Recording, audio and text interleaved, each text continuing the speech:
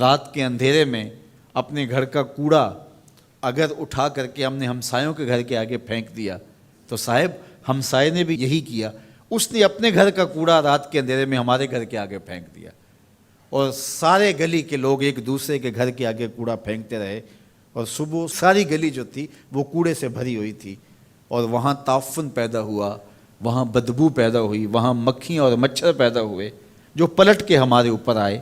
مسموم ہوائیں ہماری صحت کو بگاڑ دیتی ہیں، ہواؤں میں غلاظت گھل جاتی ہے، گندگی پھیل جاتی ہے۔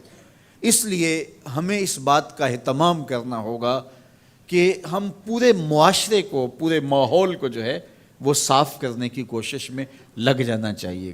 تو میں اور آپ اس پہ غور کریں کہ ہمارے اسلام کا ہمارے نام کیا میسج ہے، کیا پیغام ہے۔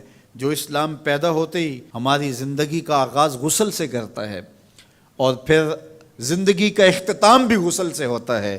دن میں 5 نمازیں ہیں اور ان کے لیے بار بار وضو کرنا ہوتا ہے، اور اگر حد سے اکبر لاحق ہو جائے تو فوراً ہمیں غسل کر کے اس کو دور کر کے پاکیزگی حاصل کرنے کی تلقین ہے۔ وَثِيَابَكَ فَطَهِّرْ، اپنا لباس پاک کرو، اس کی ہمیں تلقین کی گئی ہے۔ الطہور شطر الایمان، طہارت کو آدھا ایمان قرار دیا گیا ہے۔ کتنی بڑی بات ہے۔ آج ہم اپنے گلی محلے دیکھیں، اپنے کوچہ و بازار دیکھیں، اپنے اطراف میں پھیلی ہوئی گندگیاں دیکھیں تو پھر ہمیں شرم آتی ہے کہ کیا ہم وہ مسلمان ہیں کہ جس مسلمانی کا ہم سے تقاضا کیا گیا تھا۔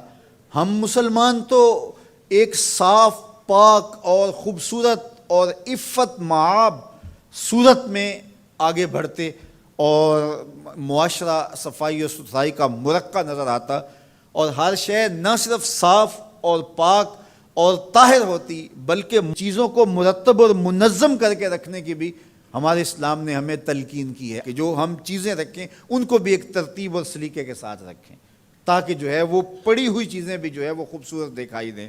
حتیٰ کہ بال الجھے ہوئے پسند نہیں کیے گئے، اور کہا کہ من کان لہ شعر فلیکرمہ، جو بال رکھے پھر بالوں کو سنوار کے رکھے، بال الجھے ہوئے رکھے، تو یہ پسند نہیں کیا گیا۔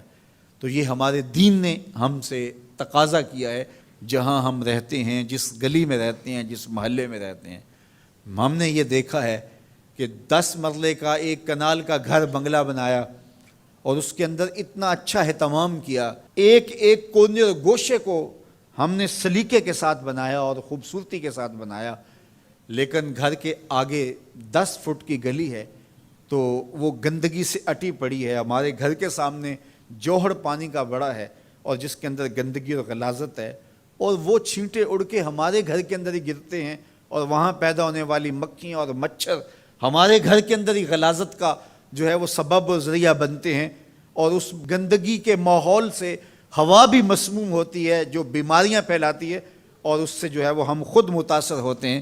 لیکن ہم سمجھتے ہیں کہ یہ 10 مرلے کی جگہ، یہ ایک کنال کا ٹکڑا تو ہمارا ہے، یہ ہماری ذمہ داری ہے۔ 5-5 فٹ گلی آتی ہے تو گلی کے 10 لوگ مل کر کے جو ہے کیا وہ اپنی گلی کی صفائی کا اہتمام اور انتظام نہیں کر سکتے؟ اگر صفائی پسند ہم حقیقت میں ہوتے تو پھر کبھی بھی ہم اس کو پسند نہ کرتے۔ تو یہ وہ چیزیں ہوتی ہیں جو کسی معاشرے کی عکاسی کرتی ہوتی ہیں، کسی معاشرے کا چہرہ ہوتا ہے، اس کے نفسیات سمجھ میں آتے ہیں کہ یہ معاشرہ کیسا ہے۔ تو ہم صحیح معنوں میں اسلام کے مزاج سے آشنا ہی نہیں ہوئے کہ اسلام تو ہمیں آغاز میں ہی صفائی اور ستھرائی کی تلقین کرتا ہے۔ ہمارا دین شروع ہی طہارت سے ہوتا ہے، شروع ہی صفائی سے ہوتا ہے، اور اس کا نقطہ انجام جو ہے وہ بھی غسل سے ہے۔ تو غسل سے شروع ہو کے غسل تک، اور درمیان میں غسل اور وضو چلتا رہتا ہے۔ لباس کی پاکیزگی ہے، خوراک کی پاکیزگی ہے، مکان اور اطراف کی پاکیزگی ہے، ماحول کی پاکیزگی ہے۔